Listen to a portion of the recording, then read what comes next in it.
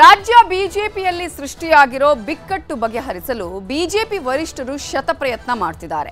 ದೆಹಲಿಯಲ್ಲಿ ಆರ್ ಅಶೋಕ್ ಅವರನ್ನ ಕರೆಸಿ ಮಾತುಕತೆ ನಡೆಸಿದ್ರೆ ಬೆಂಗಳೂರಲ್ಲಿ ಕೇಂದ್ರ ಸಚಿವ ಪ್ರಹ್ಲಾದ್ ಜೋಶಿ, ವಿಜಯೇಂದ್ರ ಹಾಗೂ ಬಂಡೆದ್ದಿರುವ ಅರವಿಂದ ಲಿಂಬಾವಳಿಯವರನ್ನ ಮುಖಾಮುಖಿ ಕೂರಿಸಿ ಸಂಧಾನ ಸಭೆಯನ್ನ ಮಾಡಿದ್ದಾರೆ.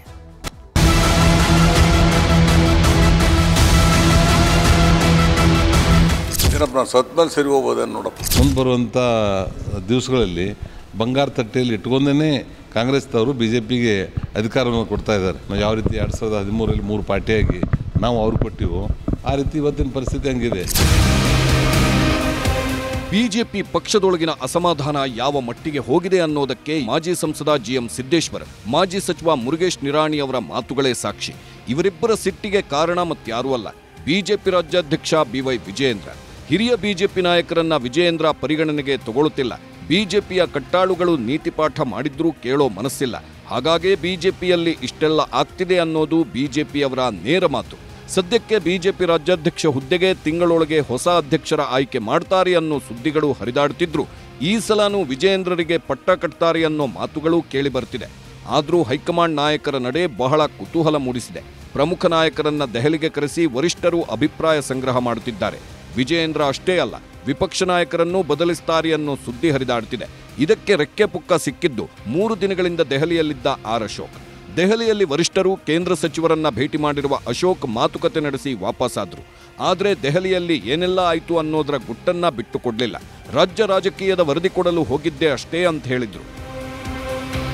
ದೆಹಲಿಗೆ ದಿನನಿತ್ಯ ಬರೋನಲ್ಲ, ನಂದೊಂದು ಪರ್ಸನಲ್ ಕೆಲಸನೂ ಇತ್ತು ಧರ್ಮೇಂದ್ರ ಪ್ರಧಾನ್ ಅವ್ರ ಹತ್ರ.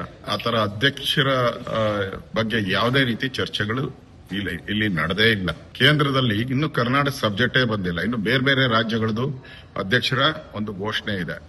ಆ ದೃಷ್ಟಿಯಿಂದ ಇನ್ನು ಆ ಸಬ್ಜೆಕ್ಟೇ ಬಂದಿರೋದ್ರಿಂದ ಯಾವುದೇ ರೀತಿ ಚರ್ಚೆಗಳನ್ನ ನನ್ನ ಜೊತೆ ಅಂತೂ ಮಾಡಿಲ್ಲ ಕೇಂದ್ರ. ಆರ್ ಅಶೋಕ್ ಅವರು ದೆಹಲಿ ಗುಟ್ಟು ಬಿಟ್ಟುಕೊಡ್ಲಿಲ್ಲ. ಆದರೆ ಕೇಂದ್ರ ಸಚಿವ ಪ್ರಹ್ಲಾದ್ ಜೋಶಿ ರಾಜ್ಯ ಬಿಜೆಪಿ ನಾಯಕರನ್ನ ಸರಿದಾರಿಗೆ ತರುವ ಕೆಲಸಕ್ಕೆ ಕೈ ಹಾಕಿದ್ರು. ಆರ್ಎಸ್ಎಸ್ ಸೂಚನೆಯಂತೆ ಡಾಲರ್ಸ್ ಕಾಲೋನಿಯಲ್ಲಿರುವ ಶಾಸಕ ಅಶ್ವತ್ಥನಾರಾಯಣ ಅವರ ನಿವಾಸದಲ್ಲಿ ಸಭೆ ಮಾಡಿದ್ರು. ಬಿಜೆಪಿ ರಾಜ್ಯಾಧ್ಯಕ್ಷ ಬಿವೈ ವಿಜಯೇಂದ್ರ, ಪರಿಷತ್ ಸದಸ್ಯ ಸಿಟಿ ರವಿ, ಸುನಿಲ್ ಕುಮಾರ್, ಗೋವಿಂದ ಕಾರಜೋಳ ಇದ್ರು. ಜೊತೆಗೆ ವಿಜಯೇಂದ್ರ ಅವರನ್ನ ವಿರೋಧಿಸ್ತಾ ಬಂಡಾಯ ಎದ್ದಿರೋ ಬಿಜೆಪಿಯ ರೆಬೆಲ್ಸ್ ಗ್ರೂಪ್ನಲ್ಲಿದ್ದ ಅರವಿಂದ್ ಲಿಂಬಾವಳಿ ಕೂಡ ಭಾಗಿಯಾಗಿದ್ರು. ಪ್ರಹ್ಲಾದ್ ಜೋಶಿ ಅವರ ಎದುರೇ ವಿಜಯೇಂದ್ರ ಮೇಲೆ ಅಸಮಾಧಾನ ಹೊರಹಾಕಿದ್ದ ಲಿಂಬಾವಳಿ ಸಭೆಯಿಂದ ಹೊರಬಂದ ಮೇಲೆ ಏನೂ ಮಾತಾಡದೆ ಹೊರಟು ಹೋದ್ರು. ಅಸಮಾಧಾನ ಬದಿಗೊತ್ತಿ ಒಟ್ಟಾಗಿ ಹೋಗುವಂತೆ ಎಲ್ಲರಿಗೂ ಜೋಶಿ ತಾಕೀತು ಮಾಡಿದ್ದಾರೆ ಅಂತ ಗೊತ್ತಾಯಿತು. ಆದರೆ ಸಭೆ ಸೇರಿದ್ದು ಸರ್ಕಾರದ ವಿರುದ್ಧ ಒಗ್ಗಟ್ಟಿನ ಹೋರಾಟ ಮಾಡೋದಕ್ಕಷ್ಟೇ ಅನ್ನೋದು ವಿಜಯೇಂದ್ರ ಅವರ ಸ್ಪಷ್ಟನೆ. ಆಂತರಿಕ ಬೇಗುದೇ ಅಲ್ಲ. ಇವತ್ತು ನಮ್ಮ ಪಕ್ಷದ ಎಲ್ಲ ಕೆಲವು ಹಿರಿಯ ಮುಖಂಡರು, ಕೇಂದ್ರ ಸಚಿವರು ಪ್ರಹ್ಲಾದ್ ಜೋಶಿಜಿಯವರು, ಮಾಜಿ ಮುಖ್ಯಮಂತ್ರಿಗಳಾಗಿರ್ತಕ್ಕಂಥ ಸದಾನಂದ ಗೌಡರು, ಎಲ್ಲ ಹಿರಿಯರು ಸಮಗ್ರವಾಗಿ ಚರ್ಚೆ ಮಾಡಿ ರಾಜ್ಯ ಸರ್ಕಾರದ ವಿರುದ್ಧ ಅನೇಕ ಜ್ವಲಂತ ಸಮಸ್ಯೆಗಳಿದಾವೆ ರಾಜ್ಯದಲ್ಲಿ. ರಾಜ್ಯ ಸರ್ಕಾರದ ಕಾರ್ಯವೈಖರಿ, ಯಾವ ರೀತಿ ಬಂಡ ಕಾಂಗ್ರೆಸ್ ಸರ್ಕಾರ ವಿರುದ್ಧ ಹೋರಾಟಗಳನ್ನು ನಾವು ಕೈಗೆತ್ತಿಕೊಳ್ಬೇಕು, ಯಾವ ರೀತಿ ಹೋರಾಟದ ರೂಪುರೇಷೆಗಳು ಇರಬೇಕು, ಇದ್ರ ಬಗ್ಗೆನೂ ಕೂಡ ಸಾಕಷ್ಟು ಚರ್ಚೆ ಮಾಡಿದ್ದೇವೆ. ಈ ಎಲ್ಲ ಬೆಳವಣಿಗೆಗಳ ಮಧ್ಯೆ ರೆಬೆಲ್ಸ್ ಜೊತೆ ಮತ್ತೊಂದು ಸುತ್ತಿನ ಮಾತುಕತೆಗೆ ಕೇಂದ್ರ ಸಚಿವ ಪ್ರಹ್ಲಾದ್ ಜೋಶಿ ಮುಂದಾಗಿದ್ದಾರೆ. ರೆಬೆಲ್ಸ್ ಬೇಡಿಕೆಗಳನ್ನು ಹೈಕಮಾಂಡ್ಗೆ ಮುಟ್ಟಿಸಿ ಅದಕ್ಕೊಂದು ಪರಿಹಾರ ಸೂಚಿಸುವ ಭರವಸೆ ನೀಡಲಿದ್ದಾರೆ.